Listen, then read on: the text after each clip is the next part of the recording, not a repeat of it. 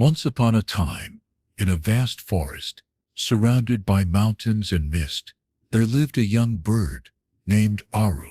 From the moment he hatched, he was different, not weaker or less capable, but more cautious, more observant. While the other fledglings flapped about, eager to leave the nest, Aru lingered, watching the wind patterns, measuring the heights, calculating each risk.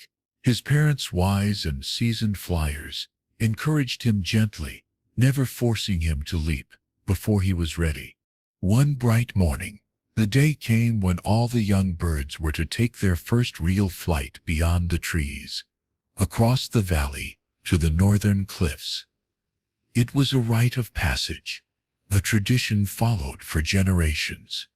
Aru's friends chirped excitedly, their feathers ruffled with anticipation. Aru, on the other hand, stood at the edge of the branch, heart pounding, wings trembling. The drop below looked endless.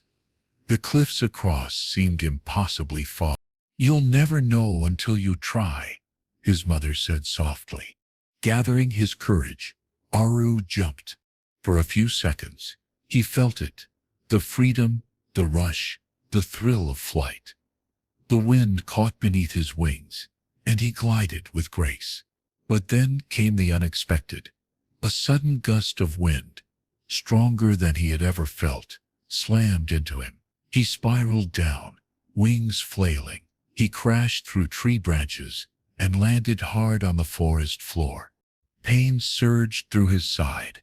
One wing was injured. He couldn't move it without searing agony. He looked up and saw only the dark canopy above. He was alone, grounded, and afraid. Days passed. Aru hid in a thicket, surviving on fallen berries and insects. He watched other birds fly overhead, their silhouettes a painful reminder of what he had lost, or perhaps never truly had. Doubt crept in. Maybe he wasn't meant to fly. Maybe he wasn't strong enough. Fear whispered lies in his ear. You'll never soar again. But something inside him refused to give up. It wasn't pride. It wasn't stubbornness. It was faith, not in his wings, but in his will. He began to move, slowly at first, hopping from branch to branch, testing his strength. The pain remained, but so did the determination. Every failed attempt was a lesson. Every fall, a step closer to healing. One afternoon, while attempting to climb a low branch, Aru heard a sound, a rustling.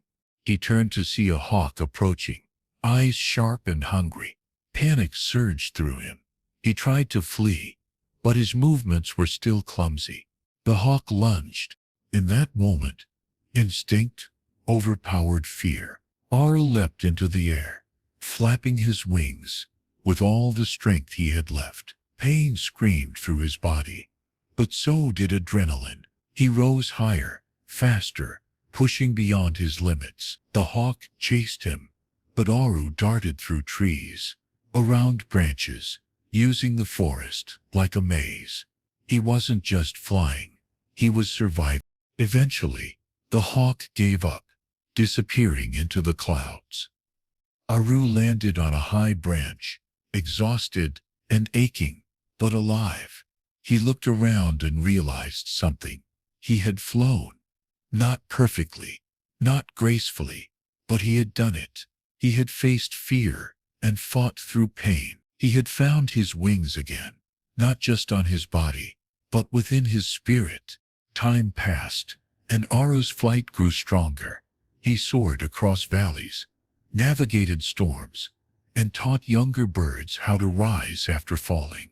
He never became the fastest or the strongest, but he became something more: resilient, wise, and deeply respected. His story spread through the forest, not as a tale of failure or weakness, but as one of courage and faith. Other birds, who had fallen or feared to fly, found hope in Aru's journey. They learned that the race of life isn't about how fast you fly, but how bravely you rise after falling. Aru never forgot that first crash, the pain, the fear, or the struggle. But he also never forgot the moment he chose to try again.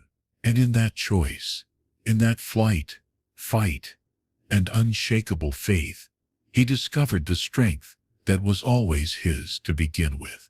Because sometimes, the sky isn't conquered by those born to fly, but by those who refuse to stay grounded.